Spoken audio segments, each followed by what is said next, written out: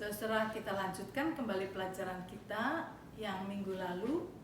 Kita sedang belajar dari godly karakter mengenai mengatasi perasaan bersalah. Jadi saudara, ini urusannya mengenai kita harus menjaga conscience kita atau hati nurani kita untuk selalu bersih, clear. Jadi kita sedang belajar mengenai clear conscience atau mengatasi bagaimana kita bisa menjaga conscience kita clear atau hati nurani kita bersih adalah dengan jalan agar kita menjaga diri kita dari perasaan bersalah. Kita harus membereskan setiap perasaan bersalah yang kita lakukan.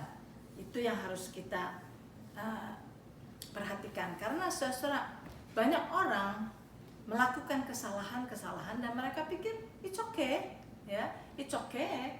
Apalagi kalau tidak ada orang yang tahu saya melakukan kesalahan. Setelah itu mereka kubur kesalahan mereka tanpa mereka sadari atau ketahui bahwa perasaan bersalah yang ada di dalam diri mereka itu sangat berbahaya.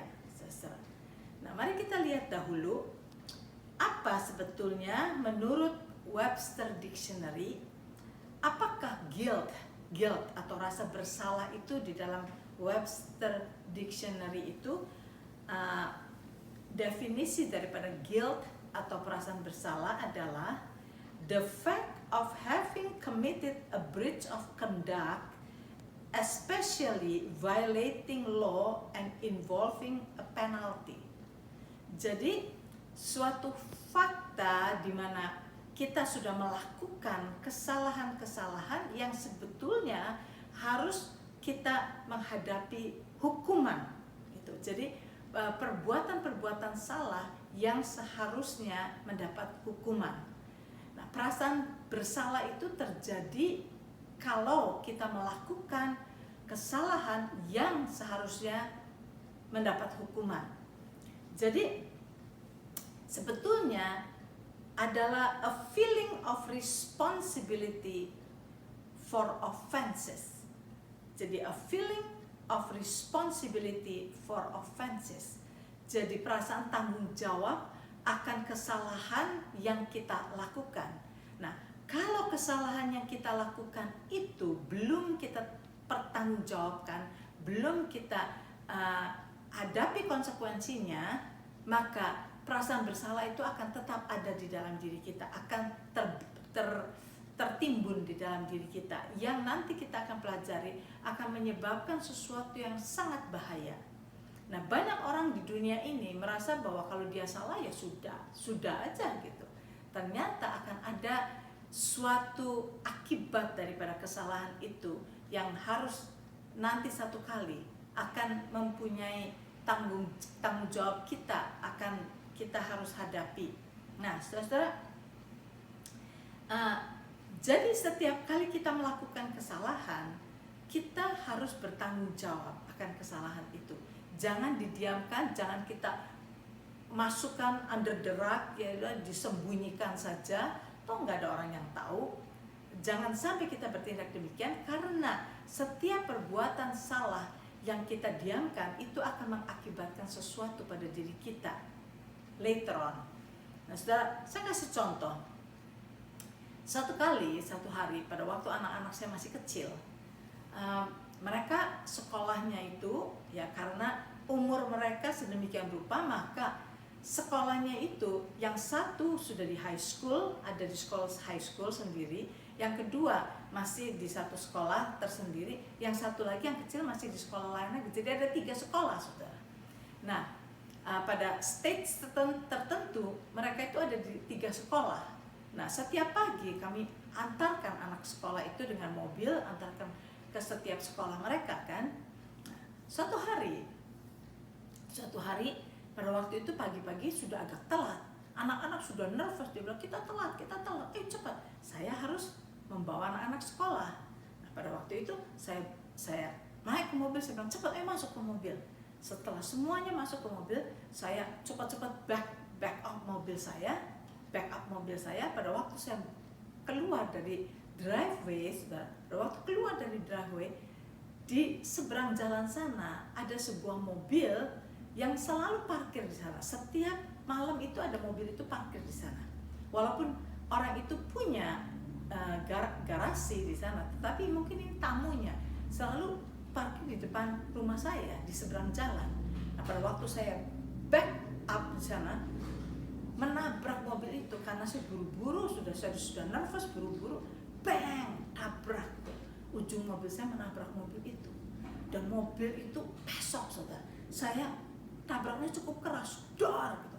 Saya turun dari mobil, saya lihat, waduh, mobilnya pesok. Saya lihat mobil saya itu seperti tank, saudara. Nggak kelihatan sama sekali, nggak ada apa-apa yang cacat di mobil saya, tapi mobil itu pesok. Nah, pada waktu itu sudah buru-buru, anak-anak bilang, mama kita ketemu. Jadi saya langsung berangkat ke sekolah. Nggak ada orang yang lihat, saudara. Tidak ada neighbor, tidak ada orang jalan, tidak ada pintu buka, semua pintu tutup.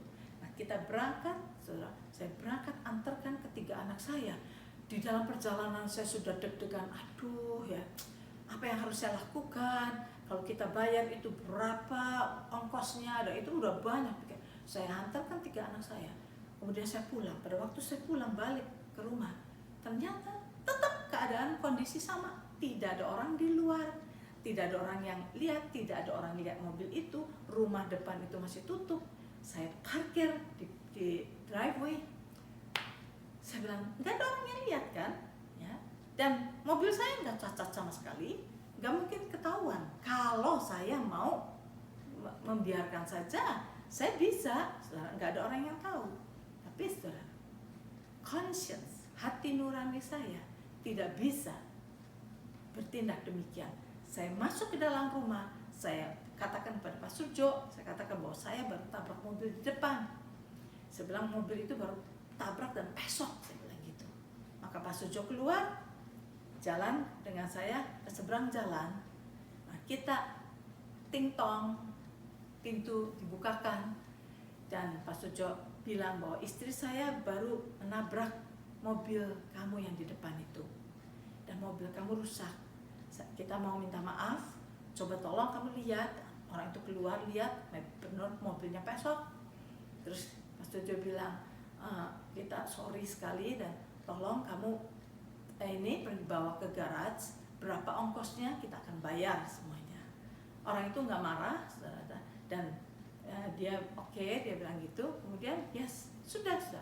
Jadi dia pergi ke garage later on, dan kita harus bayar lumayan banyak, saudara. Tapi hati nurani saya bersih. Karena apa? Walaupun tidak ada orang yang lihat, saudara, hati nurani itu akan berbicara. Kalau kita diamkan, itu bisa. Gak ada orang yang tahu. Orang itu tidak akan tahu siapa yang menabrak mobil itu. Tapi the most important adalah hati nurani kita. Jangan kita membiarkan hati nurani kita kotor. Sebab kalau hati nurani kita kotor, kita akan merasa guilty terus menerus. Setiap kali kita lihat orang seberang itu, kita akan merasa bersalah. Perasaan bersalah itu akan menghantui kita. Dan lebih baik kita clearkan semuanya supaya beres. Yes, kita harus keluar uang. Yes, kita harus rugi mungkin berapa banyak. Tapi yang penting hati nurani kita clear. Jadi di sini yang maksudnya, it is a feeling of responsibility for offenses. Jadi perasaan guilty itu adalah perasaan yang saya bertanggung jawab untuk kesalahan yang sudah saya lakukan. Nah, itu perasaan guilty. Kalau kita belum membereskan perasaan bersalah itu, akan ada guilty feeling di dalam diri kita terus menerus. Nah, saudara, guilt adalah, ada yang kasih definisi lagi, guilt atau perasaan bersalah adalah the resulting anguish. Anguish itu adalah kesedihan yang mendalam. The resulting anguish of conscience that occurs when having violated a principle believed to be true. Jadi itu adalah suatu perasaan guilty itu adalah suatu keadaan kesedihan yang mendalam di dalam diri kita, yang kita tahu bahwa di dalam conscience kita tahu kita sudah melakukan sesuatu yang salah dan yang harus kita pertanggungjawabkan. Nah, Itu yang kita harus mengerti. Jadi saudara-saudara, kalau kita melihat gambarannya supaya kita lebih jelas, gambarannya begini. Kalau saudara melihat suatu gedung ya, suatu gedung, biasanya gedung pertemuan gitu, yang bisa di rent ya, kita bisa sewa untuk pertemuan, misalnya wedding atau pertemuan meeting yang besar. Nah, gedung yang seperti itu biasanya itu karena ruangannya besar, maka gedung itu mempunyai pilar ya. Karena kalau nggak ada pilar itu terlalu lebar ruangan itu, tidak ada yang menyanggah atapnya. Sebab itu biasanya gedung yang lebar seperti itu ada pilar-pilarnya, ada banyak pilar. Ya mungkin jauh-jauh jaraknya, tapi ada banyak pilar. Nah, saudara, conscience atau hati nurani itu seperti pilar itu, saudara, yang menyanggah atap daripada gedung itu. Nah, pada saat conscience kita ini bersalah, pada waktu kita melakukan kesalahan ya, dan kita tidak membereskan kesalahan itu, maka conscience kita itu gambarannya seperti pilar itu retak. Pilar itu retak. Kalau kita tidak mau membereskan perasaan bersalah itu, jadi conscience kita berupa seperti pilar yang retak, crack. Nah, mungkin pilar ini crack, tapi yang lain belum crack. Ya. Kita melakukan kesalahan lagi yang kita tidak mau akui lagi, kita tidak mau bereskan lagi. Pilar ini crack.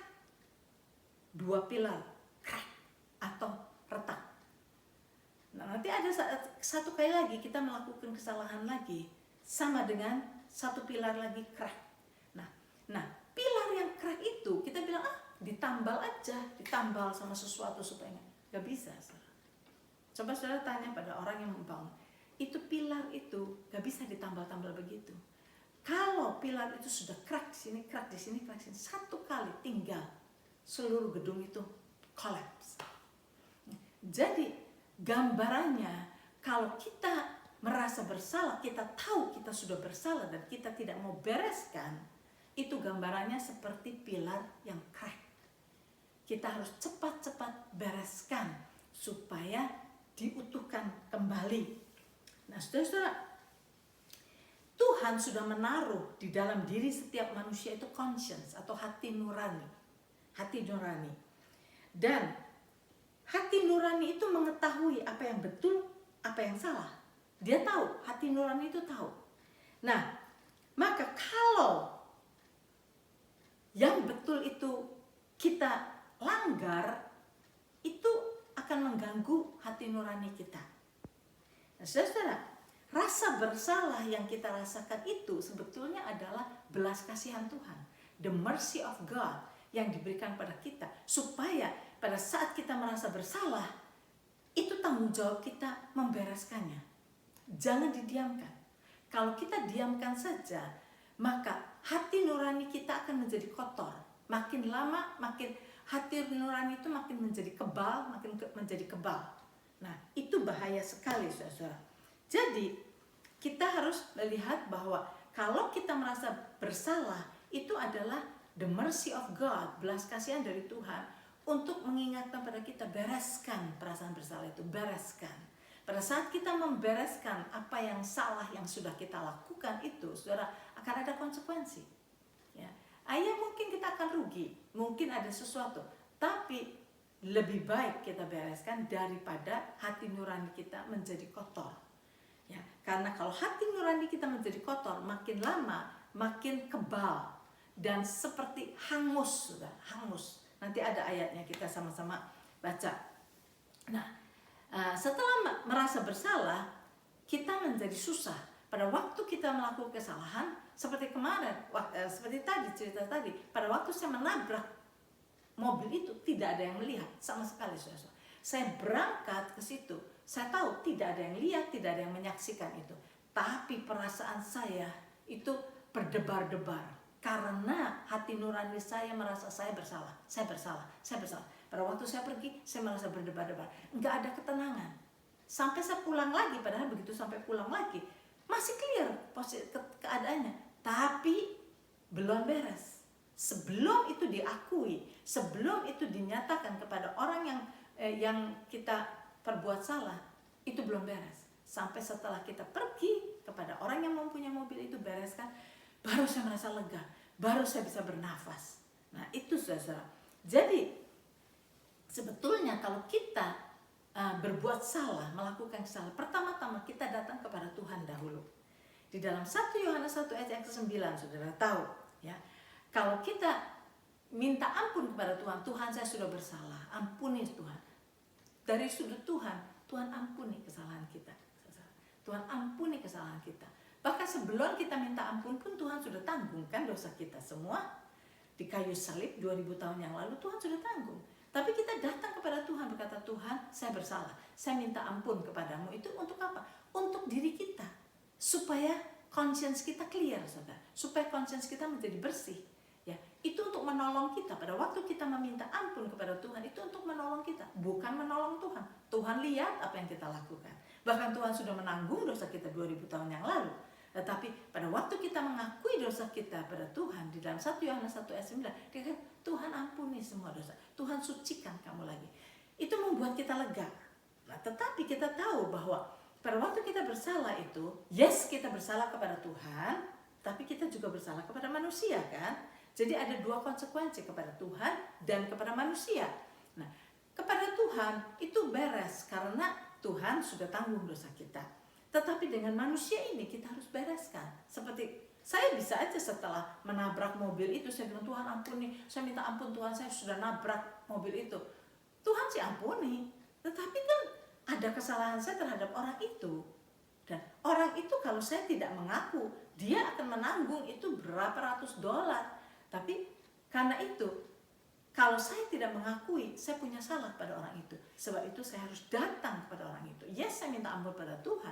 Saya sudah ceroboh, sudah menabrak. Tapi saya juga punya tanggung jawab untuk membereskan itu. Kerugian daripada orang itu berapa kita harus bayar. Nah, setelah saya bereskan dengan dia, saya merasa clear. Nah, saudara, tetapi banyak orang di dalam dunia ini, pada waktu mereka bersalah, mereka merasa bersalah, tapi mereka diamkan saja. Terus continue di dalam dosanya, terus menerus di dalam dosa dia. Nah, mari kita melihat ada ayat di dalam 1 Timotius 4 ayat yang ke-1 dan 2. 1 Timotius pasal 4 ayat 1 dan kedua. Dikatakan di sini begini. 1 Timotius 4 ayat 1 dan 2. Dikatakan, tetapi roh di sini huruf besar, roh Tuhan. Tetapi roh dengan tegas mengatakan bahwa di waktu-waktu kemudian ada orang yang akan murtad lalu mengikuti roh-roh penyesat dan ajaran setan-setan. Oleh tipu daya pendusta-pendusta yang hati nuraninya memakai cap mereka. Nah, saudara, saya akan bacakan dalam bahasa Inggrisnya, jelas sekali. Ada perkataan ini. Now the Spirit expressly says that in latter time some will depart from faith, giving heed to deceiving spirit and doctrines of demons, speaking lies in hypocrisy, having their own conscience seared with a hot iron. Mereka berbohong satu terhadap yang lain. Mereka berbohong tanpa merasa bersalah. Dan orang yang sudah berbohong tanpa merasa bersalah itu saudara, sebetulnya membuat hati nuraninya atau conscience-nya menjadi terbakar. Shears itu terbakar, saudara. Menjadi terbakar. Dan sesuatu yang sudah terbakar itu sudah tidak mempunyai feeling lagi, nggak punya feeling. Jadi kalau orang sudah membiarkan dia bersalah dan dia diamkan aja, cuekin, lama-lama dia berbuat salah apapun, makin besar kesalahannya, dia nggak merasa bersalah. Kenapa? Karena hati nuraninya udah terbakar, conscience-nya sudah seared, sudah terbakar. Saudara tahu, kalau saudara misalnya di sini tangan saudara terbakar, yes, pada waktu itu mungkin ada luka yang melepuh luka itu. Tapi lama-lama itu luka itu menjadi kering sehingga menjadi scar, ya, menjadi scar. Pada waktu menjadi scar itu kulit di situ sudah menjadi kebal, saudara. sudah tidak punya perasaan lagi. Ini yang dimaksud. Kalau kita sudah merasa sudah melakukan kesalahan, kita diamkan saja. Tambah lagi kesalahan, kapan diamin aja. Kesalahan kapan lagi diamin aja. Kita diamin terus, maka itu akan menjadi kebal. Sehingga pada saat kita melakukan dosa yang seperti apapun, kita nggak kerasa kita bersalah. Nah itu bahaya, bahaya. Nah jadi sama dengan orang yang menutupi crack itu tadi, pilar itu ditutupi, ditutupin dengan semen, tutup dengan semen. Tapi itu tidak membantu. Pilar itu sebetulnya sudah crack dalamnya, sehingga tinggal satu kali yang terjadi adalah seluruh gedung itu ambruk. Karena itu semua yang dipatch pakai clay atau pakai apa itu tidak akan last long, itu akan ambruk. Nah itulah sebabnya saudara, kalau saudara mau tahu ada the progressive of a guilty conscience. Jadi orang pikir nggak apa-apa kok, saya punya salah itu, saya sudah ini salah. Nah, misalnya saudara ada orang di depan sana, di pinggir jalan sana atau di jalanan, ya ada orang yang sedang orang yang construction membereskan jalanan. Kemudian di jalanan situ karena sedang diberi lubang, maka dikasih pagar misalnya, ya, dikasih kayu-kayu itu supaya kendaraan tahu bahwa di situ ada lubang gitu kan. Nah, ada anak-anak misalnya main di situ. Terus mereka main hoki, main apa, terus mereka bilang, ayo kita perlu gol, ambil ini, kayu yang sebetulnya buat menjaga lubang itu supaya semua mobil tahu di situ ada lubang, diambil oleh anak-anak ini, buat main misalnya soccer atau main whatever di situ, atau main hoki. Nah, tahu-tahu ada mobil malam-malam pada waktu anak-anak sudah tidur semua, ada mobil lewat ke situ tanpa tahu di situ ada lubang, masuk situ dan celaka orangnya. Saudara lihat, mungkin anak-anak itu nggak ada yang mau ngaku, it's not me. Tapi saudara lihat, itu biarpun tidak ada yang lihat, mungkin ada orang yang celaka, mungkin ada orang yang mati, mungkin ada orang yang sampai kakinya patah dan segala macam because of that. Saudara tahu, bagaimanapun juga, kalau kita tidak mau mengakui kesalahan kita, kita akan merasa bersalah terus-menerus. Nah, saudara, kita harus tahu, perasaan bersalah itu jangan kita anggap enteng, karena itu akan membawa kita kepada sesuatu yang makin dalam, sesuatu yang menyedihkan yang makin dalam. Nah, saya akan memberikan the progression of a guilty conscience. Ya, pertama, mula-mula pada waktu kita berbuat salah, ada perasaan grief. Grief itu susah. Aduh, kok saya gini? Ada perasaan susah, grief. Dan kemudian ada perasaan guilty. Selain susah atau sedih, dan ada perasaan bersalah kan gitu. Nah, di situ pada waktu Roh Kudus memberikan teguran pada kita itu, saudara, kita akan merasa susah dan kita akan merasa bersalah. Nah, kalau perasaan bersalah dan susah itu kita diamkan saja, kita lupakan dengan dengarkan TV atau hura-hura atau pesta-pesta, forget about that, forget itu. Lupakan semuanya itu. Maka, saudara, itu akan memberikan akibat yang lebih dalam. Akibat daripada perasaan bersalah dan perasaan susah yang tadi dirasakan itu, yang kita abaikan itu. Step kedua, hasil dari perasaan itu akan menjadi anguish. Anguish itu adalah kesedihan yang mendalam.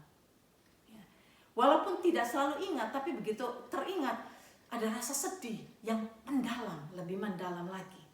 Nah, kalau perasaan sudah sedih yang mendalam itu kita diamkan, sudah kita ignore, kita cuekin terus, maka akan membuat orang itu mempunyai guilt-ridden behavior.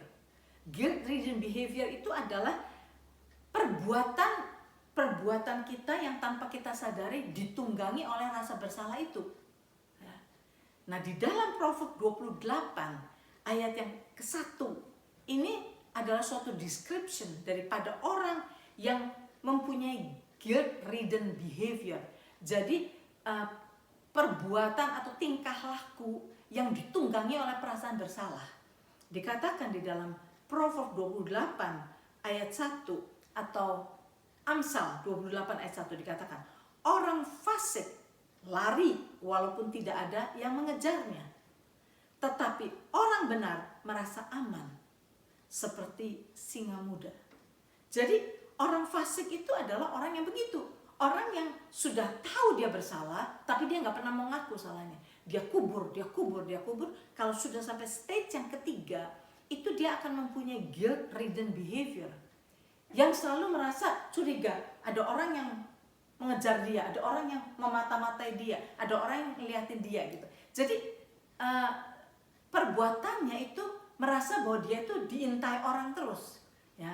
Jadi sampai dikatakan orang fasik lari walaupun tidak ada yang mengejarnya. Jadi dia rasa dikejar-kejar orang terus. Itu adalah guilt-ridden behavior. Orang yang merasa guilty itu, yang merasa bersalah itu seringkali merasa seakan-akan ada orang yang mengejar-ngejar. Jadi dia merasa paranoid, saudara. Paranoid. Wah, ada apa ya? Oh, jangan-jangan dia tahu. Oh, jangan-jangan dia mau ini. Jadi seperti itu. Itulah akibatnya. Itu yang ketiga. Belum selesai. Kalau didiamkan saja, sudah seperti itu didiamkan. Ada yang keempat. Stage selanjutnya, yaitu religious compensation. Nah, kalau orang sudah ada di dalam stage itu, mereka mulai apa? Ayo, ke agama, lari ke agama. Kemudian dia pura-pura beragama, pura-pura. Nah, ini adalah compensation. Jadi, compensation yang dikatakan di dalam 2 Timotius 3 ayat yang kelima, yang dikatakan bahwa having a form of godliness but denying the power thereof.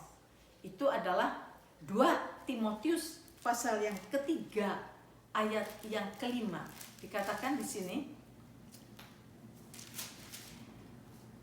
secara lahiriah dikatakan mereka menjalankan ibadah mereka, tetapi pada hakikatnya mereka memungkiri kekuatannya.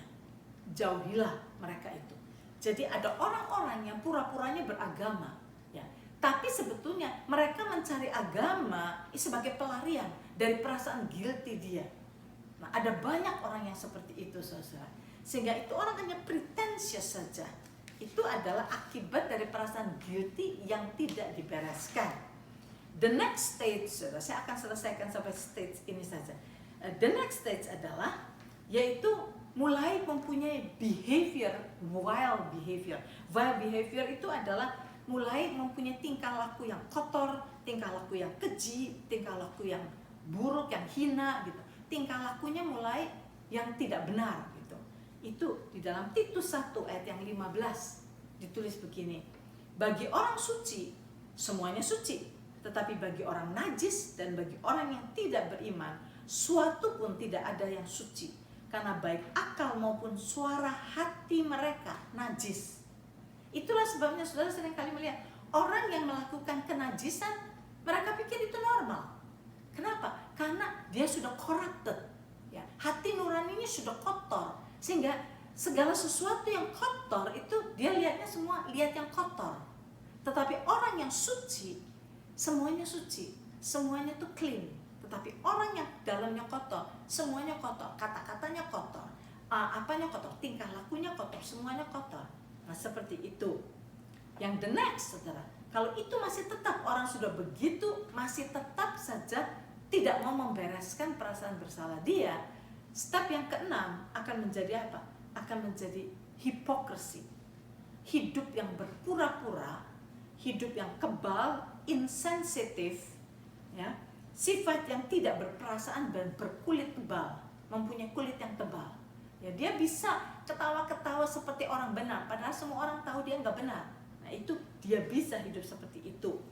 Ya, di dalam 1 Timotius 4 ayat yang kedua dikatakan, orang yang seperti itu akan speaking lies in hypocrisy, having their conscience seared with a hot iron. Jadi conscience-nya sudah terbakar. Mereka bisa ngomong bohong, bisa ngomong pura-pura, ini seenaknya aja. Ada orang yang sudah sampai to that stage. Karena apa? Start pertamanya karena tidak membereskan perasaan guilty. The next akan menuju kepada suicide. Suicide, bunuh diri. Saudara lihat contohnya Yudas. Yudas itu bersama-sama dengan Yesus. Dia mempunyai hati yang sebenarnya kotor. Dia pikirannya uang. Dia ada di situ dengan pikiran yang salah. Tapi dia nggak mau bertobat-tobat, terus. Dan dia pikir dia betul. Sampai akhirnya kita tahu kan, dia sampai bersekongkol sama orang yang mau membunuh Yesus. Sampai pada malam itu Yesus berkata, dia dengar sendiri bahwa satu di antara kamu akan mengkhianati aku. Dia ada di situ, dia tahu, dia yang sedang mau mengkhianati, tapi toh dia tidak bertobat. Lihat, dia masih tidak merasa bersalah. Sampai akhirnya dia lakukan apa yang dia mau lakukan itu, dia lakukan. Nah, pada saatnya dia melihat ternyata Yesus itu diadili sampai mau disalib, dia di situ barusan merasa terhantam dengan perasaan guilty dia, yang sebetulnya perasaan guilty sudah ada, tapi dia ignore, sampai come to the point dia lihat kenyataan, wow, dia nggak bisa turning back, nggak bisa kembali, merasa tidak bisa kembali, padahal dia bisa kalau mau bertobat, tapi dia tidak bertobat, akhirnya apa? Bunuh diri. Nah, saudara, di sini kita lihat the next step, judgment, saudara. Judgment. Jadi jangan kita pikir bahwa perasaan bersalah itu hanya sekedar perasaan bersalah.